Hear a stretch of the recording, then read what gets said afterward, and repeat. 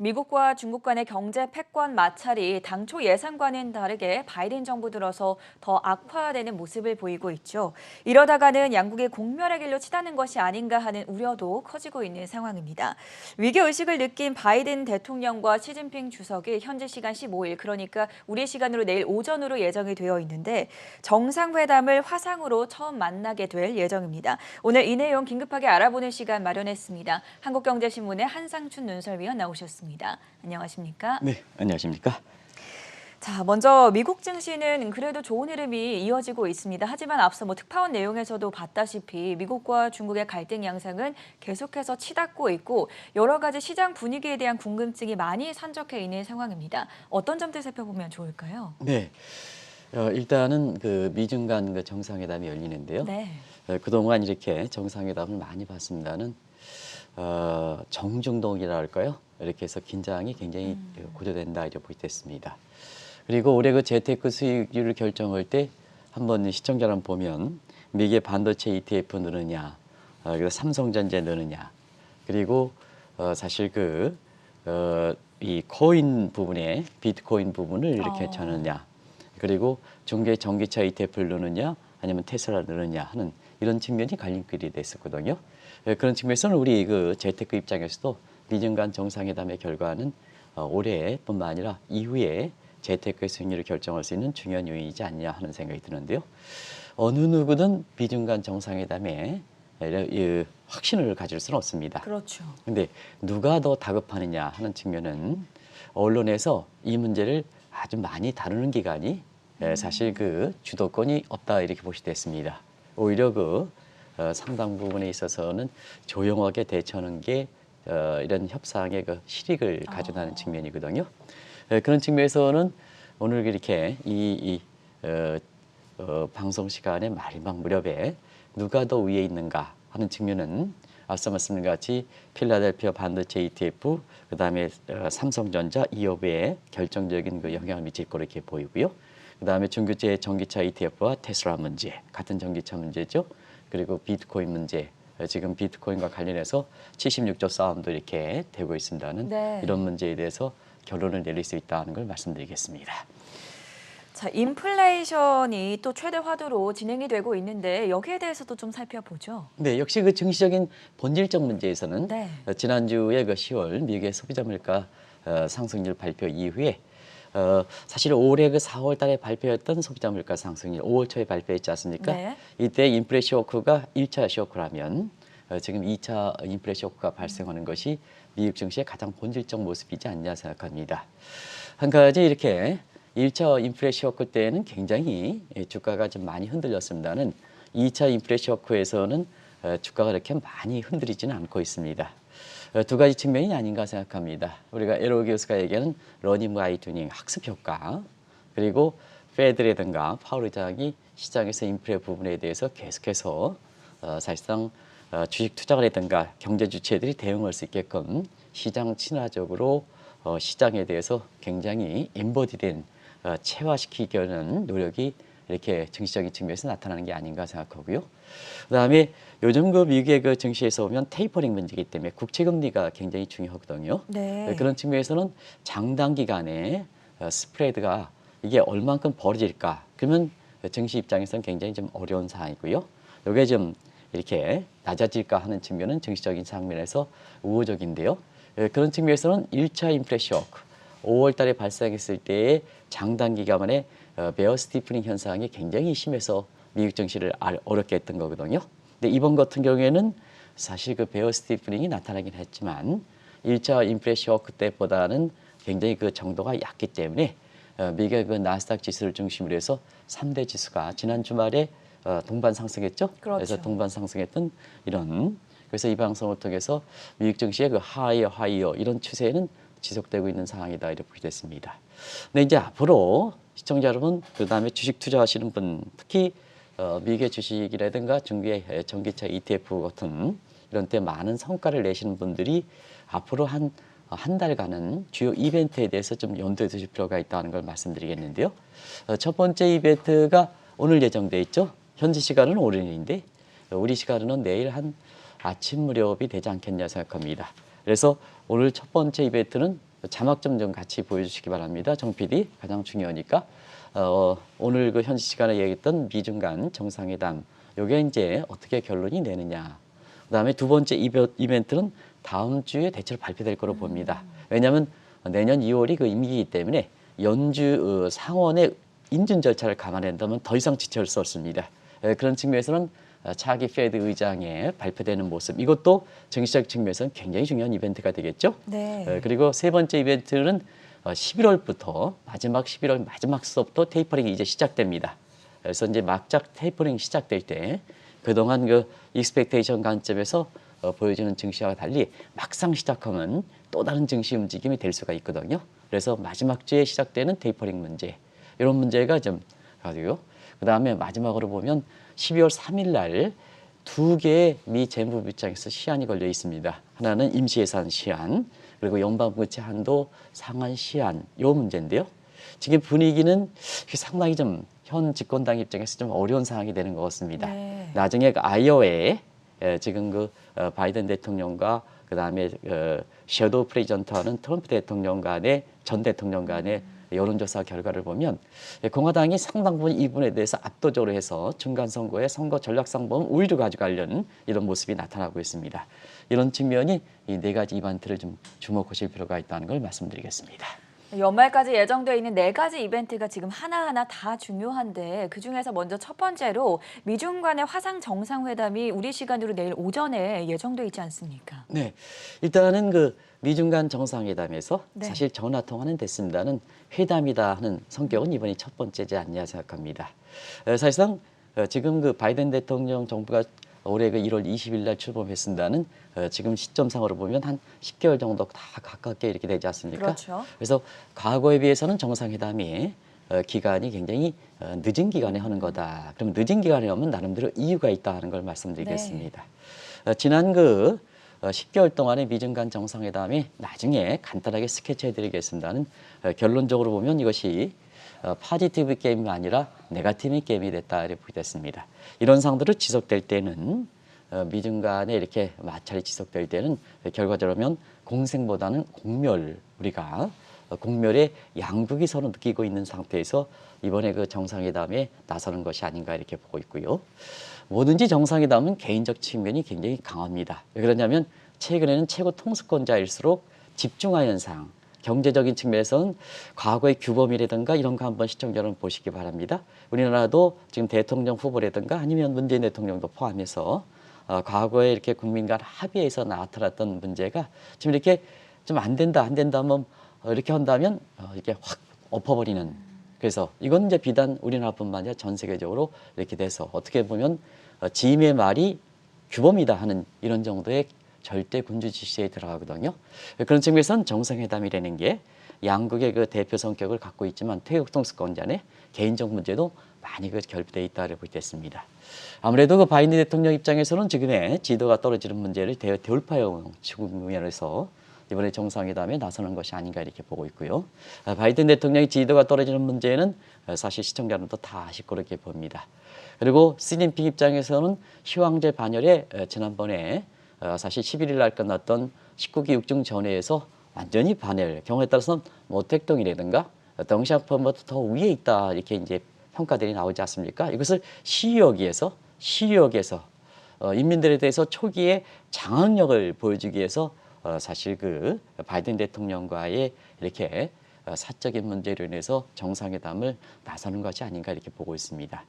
그래서 지금까지 이렇게 말씀드린 쌍무간의 문제, 공멸의식, 그 다음에 개인적 문제, 지금 돌파구를 찾는 문제, 그 다음에 마지막으로 정상회담이 이렇게 열린다 하더라도 이런 두 가지 현안이 마찰적, 대립적 관계에 있을 때는 정상회담이 열리지는 않습니다. 왜냐하면 지금 세계가 모두가 하나이기 때문에, 그래서 세계 국민들의 관심을 불러일으켜야 시진핑 입장에서는 시황제 개념의 반열에 전 국민을 확인시켜서 중국 중심의 파악스니까 체제를 이렇게 되는 거거든요. 바이든 대통령 입장에서 지지도가 떨어진다 것을 이렇게 돌파하고 해서 전 국민이, 전 세계가 같이 있어서 같이 봐야 진짜 바이든 대통령의 돌파구를 찾는지 이런 것을 공감대가 형성하는 거거든요. 그런 측면에서는 지금의 문제에 있어서 보면 세계 국민들이 양국의 정상들이 풀어가야 될 현안도 갖고 있다. 그것이 올해의 이상기후 문제 때문에 굉장히 그레이트라고 표현할 만큼 이상기후 문제 전 인류에 참살되기 때문에 이 두 문제에 있어서는 역시 미국과 중국이 풀어가야 되거든요. 그래서 기후변화 같은 공동 문제, 현안 문제죠. 그다음에 이란의 핵 문제가 지금 북한의 문제와 함께 굉장히 핵 문제가 인류에 화합되고 있고 이것이 아프가니스탄이라든가 이런 탈레반과 연계시키는 움직임에서 요거는 뭐냐? 요거는 중국도 이렇게 대응해야 될 문제고 미국도 대응해야 될 문제입니다. 이런 공통적 현안이 있기 때문에 서로 뭐냐 세계 관심사를 불러일으킬 만큼 이래서 사실 이런 세 가지 박자가 맞춰서 이번에 늦은 감이 있지만 10개월 만에 양국의 정상들이 화상을 통해서 만나는 거다 이렇게 보시면 되겠습니다. 말씀해 주신 대로 바이든 정부가 출범한 지도 벌써 10개월이 됐는데 과거 정부와 비교를 해볼 때 상당히 미중 정상회담의 시기가 늦지 않았냐 이렇게 보지 않습니까? 늦었죠. 상당히 늦었죠. 지금의 그 현안을 갖고 있는 점 코로나라든가 이런 이렇게 비상국면을 감안해 볼 때에는 양국의 이렇게 정상회담이 나서는 시기가 굉장히 늦었다 이렇게 이제 보시면 되겠습니다. 늦었다는 것은 그 과정에서 갈등이 심했다 하는 얘기를 정리해 드릴 수가 있는데요. 일단은 바이든 대통령 정부 출범 이후에 트럼프 때 갈기갈기 찢었던 이런 미중 간 마찰이 좀 봉합되지 않겠느냐 하는 기대가 사실상 10개월 동안에 보면 대외적으로 차이나를 요구했다 하는 이 측면을 누차에 말씀드렸는데요. 지금 중국의 그 경제 패권 문제에서는 미국이 단독적으로 다룰 수 없다 보니까 동맹국 간의 연결로 인해서 G7을 복원해서 올해 6월 달에 오랜만에 영국에서 G7 정상회담이 열렸었고요. 그다음에 대서양동맹을 통해서 유럽과 이거 규합하는 문제 그리고 아직 이제 구체화되지 않고 있습니다는 이코노믹 파트너십 네트워크를 통해서 인도와 중국, 한국은 빠졌습니다. 이것이 지금 미중 간 정상회담이 열릴 때에서 문재인 정부의 외교정책 부재에서 굉장히 우리가 충격을 미칠 수 있는 변수입니다. 이런 분야에서 중국을 옥죄기에 나섰고요. 경제뿐만 아니라 나토를 통해서 중국을 겨냥한 신전략 개념 시청자 여러분 한번 설명드린 적이 있습니다. 그래서 경제 문제든 경제 외적 문제든 중국의 지난 10개월에 차이나를 요구될 만큼 아주 오글됐다 이렇게 보셨습니다.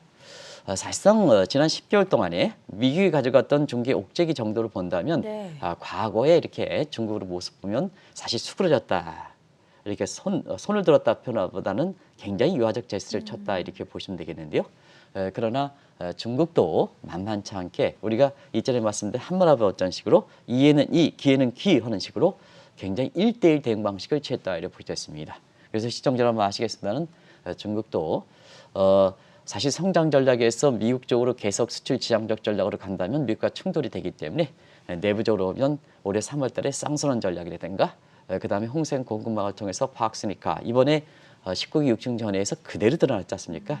그리고 올해 7월 1일 날 공산당 선언 100주년을 기해서 중국몽을 해서 미국을 전략적으로 겨냥했다든가 그리고 가장 문제가 있었던 1국기 일제체제에서 지금 가장 핫 이슈가 되고 있는 대만 문제 아마 어제까지도 이게 정상회담을 앞두고 보통 정상회담에서 이렇게 보면요 그전에는 사실상 그 정상회담의 어떤 분위기를 성숙시키기 위해서 전날이든가 뭐 한 10일 전서부터는 굉장히 조용한 움직임을 보이는데도 불구하고 대만과 관련해서 무력 시위를 하는 이런 모습에 일국 일제 체제와 관련해서 굉장히 긴장감이 돼서 중국 또한 미국에 못지않게 대응해왔던 것이 사실상 지금의 모습이다. 그래서 미중 간 마찰이 공생이 아니라 공멸이 되다 보니까 이번에 어차피 이번에 정상회담이 화상으로 긴급으로 열리게 되는 거다 하는 걸 말씀드리겠습니다.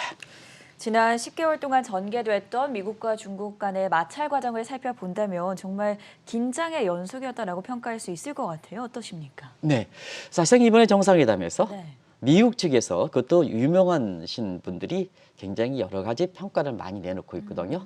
근데 평가에서 보면 기대보다는 전부 impossible 하는 아주 불가능한 이런 용어들을 많이 내놓고 있다. 미국이 그만큼 다급하다는 얘기를 보여주는 것이 아닌가 생각합니다. 그런 과정에서 시청자 여러분한테 그 분위기를 좀 전해드렸습니다는 일단 미중 간의 그 관계에서 보면 가장 결정적인 변수를 했던 분이 1970년대 초반에 빙뽕 얘기고 탁구 뭐 이렇게 얘기해서 했던 해리 키신저인데요. 해리 키신저가 오랜만에 한 40년 이상 만에 3차 세계대전 가능성을 경고했죠. 이 문제는 잘 아실 거로 이렇게 생각하고요. 그다음에 폴 크루만 교수 경제 측면에서 2차 대전이 가장 최악의 상황이다 하는 이 정도는 말씀을 드렸습니다. 그리고 미중 간 마찰의 새로운 신진학자가 닐 퍼거슨 교수에서 차이메리카를 용어를 했는데요. 이제 차이메리카 시대는 종료가 됐다. 어느 표에서 미국인지 파크스 아메리카 시대를 고수할 것인지 파크스니카가 등장할 것인지 하는 이런 쪽의 판가름 모습이 된다. 이제는 서로가 같이 가는 코퍼레이션 플러스 컴피티션은 컴피티션 양상의 차이메리카 시대는 종료가 됐다 하는 이 측면에서 그 분위기가 굉장히 어려운 국면이다 이렇게 이제 보시면 되겠습니다.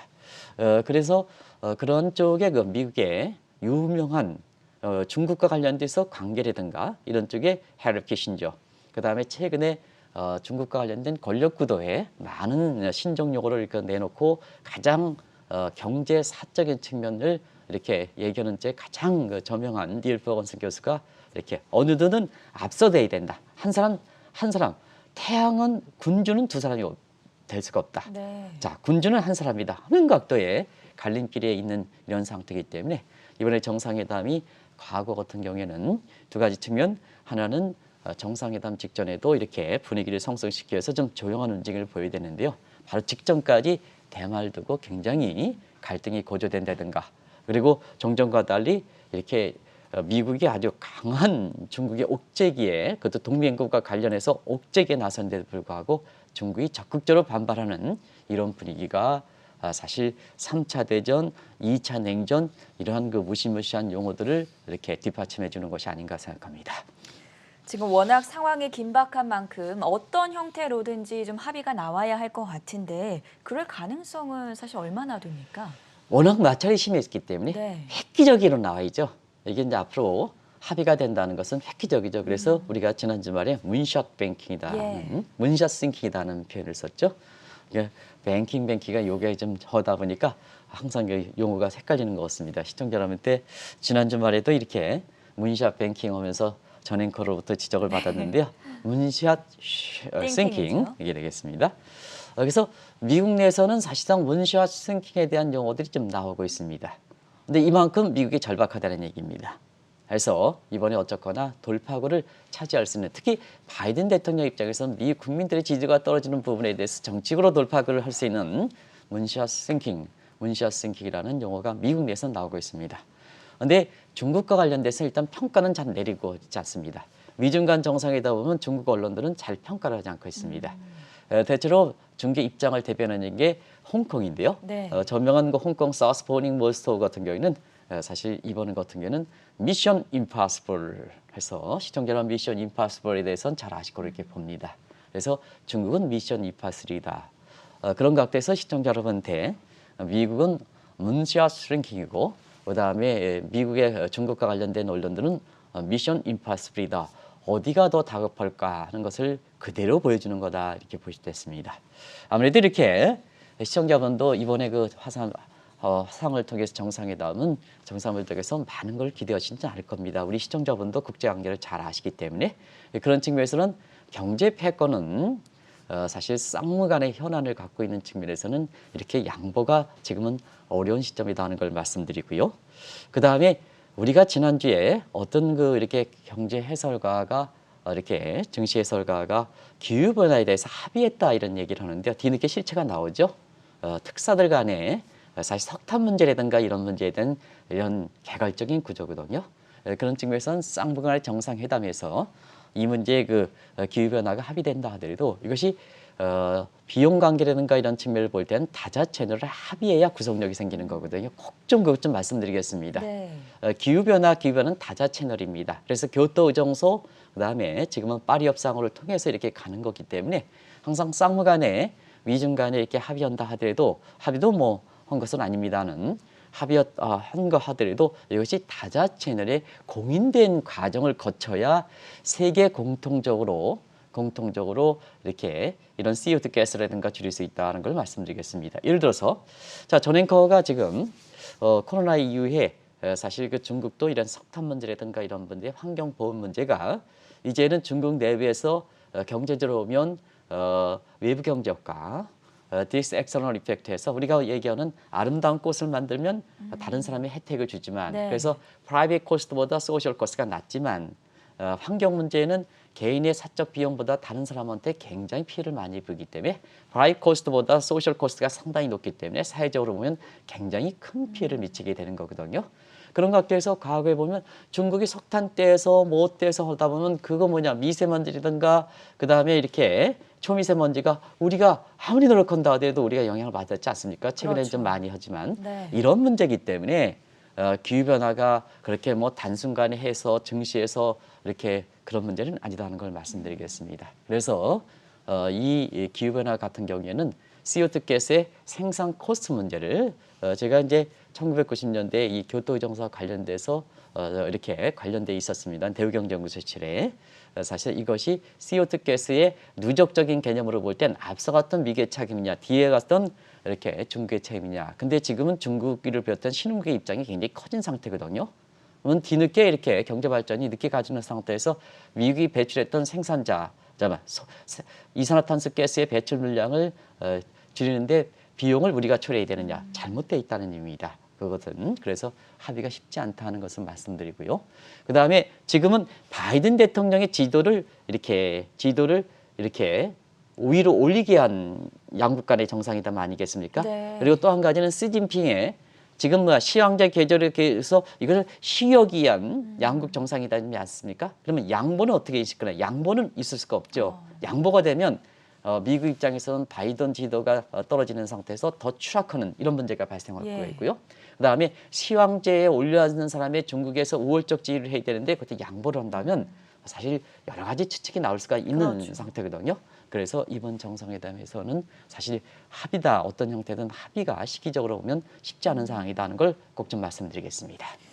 경제적으로는 세계 가치 사슬 그리고 공급망 붕괴를 해결하기 위해서 과연 돌파구를 마련할 수 있을까? 여기에 대해서도 관심이 상당히 큰데요. 지금 세계 경제의 가장 큰 현안은 인플레 문제가 아니겠습니까? 네. 지금 뭐 전 세계가 인플레. 사실상 방송을 위해서 지난 주말에 여러 가지 이렇게 볼 때 전 세계 언론들이 지금 시청자분한테는 모든 우리나라의 유튜브 방송을 피하면서 미국 중심으로 이렇게 방송을 이렇게 이루어지다 보니까 사실 인플레 문제가 미국만의 문제냐 이런데 이 문제 미국 편향적인 한국의 언론들 증시라든가 이런 측면에서 한국경제TV도 거기에 책임이 있겠습니다는 너무 이렇게 중심이 되다 보니까 인플레 문제가 미국만의 문제냐 하는 쪽에서 되는데요.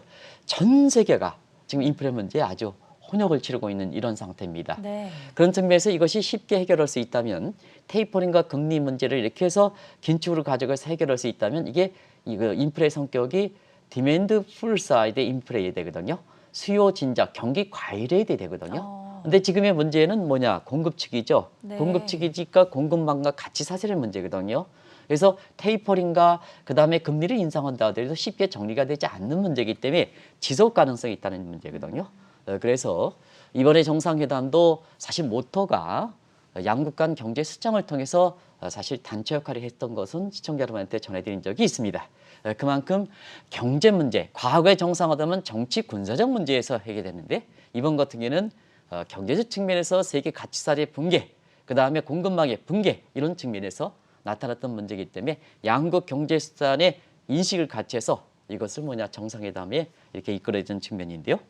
문제는 그렇습니다. 지금 상태에서 보면 앞서 말씀드린 같이 양국이 정상이 해결한다 하더라도 과거에 네이션 투 네이션, 컨트리 투 컨트리일 땐 정상회담이 될 때는 사실 합의될 때는 과거에 다른 국가들이 설령 따르지 않더라도 구속력과 그다음에 이행력이 있었습니다. 근데 지금은 피봇 투 피봇이지 않습니까? 이런 과정에서 보면 다른 국가에 공인하는 문제가 있어야 됩니다. 왜 그러냐면 지금은 마이크로 레터럴리즘이기 때문에 그렇습니다. 과거에는 다자주의인데요. 지금은 마이크로 레터럴리즘, 분권주의거든요. 분권주의. 그래서 네. 그 분권주의의 축이 있기 때문에 축 간에 같이 합의를 해야 미중 간의 정상회담이 열린다 하더라도 그것이 구속력과 이행력이 따르는 문제다 하는 걸 꼭 좀 말씀드리겠습니다. 그래서 앞으로 이 문제에 대해서는 이번에 좀 미중 간 정상회담 인플레 문제라든가 이런 문제 부분에 대해서 노력하자 한더라도 항상 말씀드리는 정상회담은 선언적 의미를 갖고 있는 정도입니다. 그래서 이것이 실제적으로 이렇게 보면 후속 협상을 통해서 계속해서 정상 간에 양국 간에 놓여 있는 경제 현안에 대해서 지금 공급 측의 인플레를 낮출 수 있는 이런 쪽의 후속 협상이 앞으로 진행될 가능성이 높은데요. 사실상 이 문제에 있어서는 지금 제니 옐런의 재무장관 수장과 그다음에 중국의 경제수장 간의 코드가 좀 잘 맞지 않는 측면이 있습니다. 코드가 좀 잘 맞지 않고 네. 주력 사항에 있어서는 지금은 중국의 그 강요들은 시진핑의 시황제 계열이 왔기 때문에 독자 노선을 취하기는 어렵습니다. 그런 측면에서는 제닛 앨런은 미국의 그 경제 컨트롤 타워의 입장에서 양국 간 실무 정상회담에서는 지금 시스템이 정비되어 있지 않기 때문에 그때그때 유연한 사고를 보여줘야 되거든요. 그런데 시진핑의 이렇게 예속돼 있는 중국 경제 강요들 유연한 사고를 보치기는 상당히 어렵거든요. 그런 측면에서 향후에 경제 문제를 풀어가기 위한 후속 협상에서도 그때그때마다 문샷 싱킹이 될 수 있는 그러한 그 증시의 호재가 될 수 있는 소지의 가능성은 상당히 비교적 적다는 걸 말씀드리겠습니다. 그것이 과거의 경우 양국 수장 간의 경제 실무 협상을 이렇게 갈 때에 지금과는 다른 점이다는 걸 말씀드리겠습니다. 이번 정상회담을 계기로 또 하나 거론되고 있는 용어가 있습니다. 앞으로 미중 간 관계에 결정적으로 영향을 미치게 될 설리번 패러다임은 무엇입니까? 네, 사실상 앞으로 네. 미중 간 정상 이것이 단초가 돼서 앞으로 계속해서 이제 임명세 저명세로 그것이 정상회담 성격이든 아니면 실무급 회담이든 계속해서 가져 나가야 되고요. 네. 외교 관계는 그렇습니다. 항상 독립적으로 하면 내심을 보여줄 수가 없는 겁니다. 국민에서 세금 걷지 않습니까? 이 모양새 저 모양새에서 만나야 됩니다. 만날 때는 경제 패권국들은 아주 자기의 상대 파트너국을 만들어야 됩니다. 우리가 한번 그런 측면에서 최근에 이렇게 집권 후반기인지 이렇게 우리 대통령께서도 외국에 자주 방문하시는데요. 네. 우리 국민들이 갖고 있는 현안에 딸려 있는 국가를 가셔야 되거든요. 근데 그런 측면에서는 시청자는 정치 문제이기 때문에 이 문제는 좀 빼도록 하겠습니다. 우리 국민들이 파고 우리 국민의 대외 의상이라든가 이런 측면에 가장 절실한 국가를 가져야 되거든요. 근데 그런 국가에 요소수 문제라든가 이런 거 가시지 못하는 측면이 있습니다.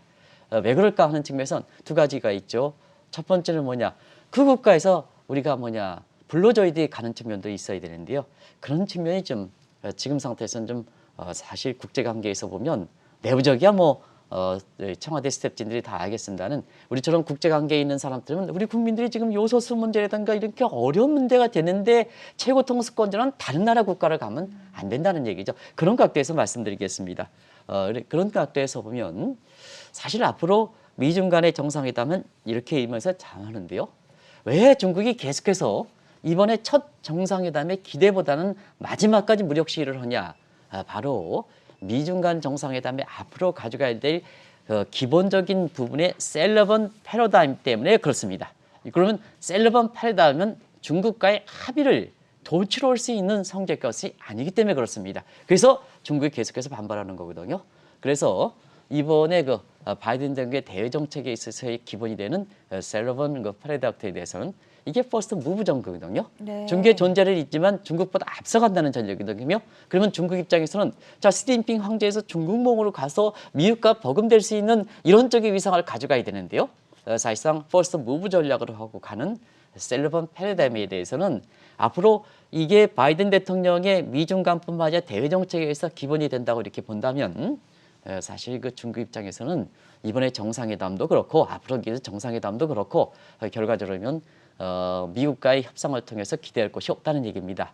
결국은 중국 내부적으로 지금에 구상하고 있는 중국몽이라든가 그다음에 파악스 시니칼 구상을 완성시키기 위해서는 중국 내부적으로 국력을 키우는 방법뿐이 없다 하는 이 정도의 이렇게 중국의 이렇게 대책이 나올 수밖에 없기 때문에 이 셀러번 패러다임에 대해서는 주목하실 필요가 있다는 걸 말씀드리겠습니다. 그래서 이 문제에 대해서는 아시겠습니다만 이게 트럼프 때는 같은 까마귀 전략이거든요. 네. 같이 깍깍해야 이렇게 트럼프 대통령 입장에서는 자기의 존재가 이렇게 되죠. 근데 이제 미국이 그동안 중국에 대해서 기득권이 있지 않습니까? 기득권을 포기하고 국민 전체를 보면 그걸 이용해야 되는데 자기가 깍깍해야 자기가 존재감이 있기 때문에 그 포기하고 같은 까마귀에 트럼프 대통령 같은 까마귀에 낮춰서 이렇게 했다는 얘기입니다. 네. 근데 이제 바이든 대통령에서는 셀리번 파라다임, 자 아직까지 미국이 기득권이 있지 않느냐, 그 기득권을 활용해서 쫓아오는 중국을 아주 까마귀 위에 지금 독수리가 있지 않습니까? 네. 독수리가 내다보는 식으로, 위에서 내려보는 식으로 쫀다는 얘기입니다. 쫀다는 얘기입니다. 네. 그게 셀리번 패러다임입니다. 그러면 중국 입장에서는 이번 정상회담도 그렇고 앞으로 정상회담도 그렇고 사실상 까마귀보다는 저기 미국처럼 독수리에 올라갈 때 내부적인 국력을 키우기 전까지는 사실 계속해서 적대적 관계를 가져갈 수밖에 없다 하는 측면에서 이 셀리번 패러다임이 이렇게 굉장히 이번 그 계기에서 다시 한번 주목되는 거다 이렇게 보겠습니다. 자, 이제 내일 오전으로 다가왔습니다. 미국과 중국 간의 정상회담이 열리게 되면 아무래도 삼성전자에 투자한 동학개미들이죠. 기대가 상당히 클 것 같은데 왜 이런 기대가 나오는 것입니까? 네, 문샷 싱킹이 이렇게 나올 때는 예. 동학개미 분들이 많이 갖고 있는 삼성전자라든가 이런 쪽이 좀 많이 뜰 수밖에 없는 이런 상황이거든요. 그러나 미션 임파서블로 이렇게 해서 다시 네. 한번 확인될 때는 앞서 우리가 지금까지 미중 간 마찰 과정에서 한번 올해 재테크 승리를 결정하는 게 삼성전자보다는 미국의 반도체 ETF, 이게 엔비디아가 많이 들어가 있는데요. 이 엔비디아에 대해서는 굉장히 낙관적으로 많이 나오더라고요. 이렇게 아시겠습니다만 그래픽과 관련된 여러 가지, 지금은 이제 젊은 분들이 전엔 것도 하더라도 이렇게 좀 화상으로, 그래서 이제 뉴욕 타임스 같은 경우요, 한국경제신문의 김정호 사장님께서 좀 보셨으면 하는데요. 네. 이제 이 오프라인상의 글보다는 전부 기사를 전부 온라인으로. 화상으로 만들어 가지고 보내겠다는 얘기입니다. 네. 이게 이제 뉴욕 타임스의 지금 새로운 아주 그냥 모든 기사에 대해서 화상이 있어야 됩니다. 이제 앞으로는 그런 쪽으로 가는데요. 이런 쪽 모습에서 사실상 엔디어웨이라든가 이런 쪽에 미국의 필라델피아 반도체 지수의 구성 항목이 굉장히 비중이 크지 않습니까? 그래서 이번에 그 미션 임파서블 해서 문샷 싱킹과 같은 이렇게 결과가 도출하지 않을 때는 자 삼성전자보다는 미국의 반도체 ETF 종목에선 엔비디아 같은 거, 그다음에 중계 전기차 ETF 같은 건 계속해서, 그리고 비트코인과 관련해서는 굉장히 양국 간의 센트럴뱅크 디지털 커런시와 중계 비트코인 문제, 이런 문제에서는 중국이 굉장히 좀 주도를 하기 때문에 이 문제에서는 이렇게 지금 입장에서 그렇게 크게 부각되지는 않지 않겠느냐 생각해서 지금의 유지했던 이런 그 재테크 승리를 판단하는 모습이 기본적으로 이번에 그 미중 간 정상회담을 통해서 문샷 싱킹이 나오지 않을 때는 그대로 유지하지 않겠냐 하는 생각이 듭니다. 내일 바이든 대통령과 시진핑 주석 간의 첫 정상회담을 두고 과연 문샷 띵킹 혹은 미션 임파서블 어느 쪽으로 무게가 더 실리게 될지 시청자분들과 함께 고민하는 시간이었고요. 지금까지 한국경제신문의 한상춘 눈설위원이었습니다. 대단히 고맙습니다. 네, 고맙습니다.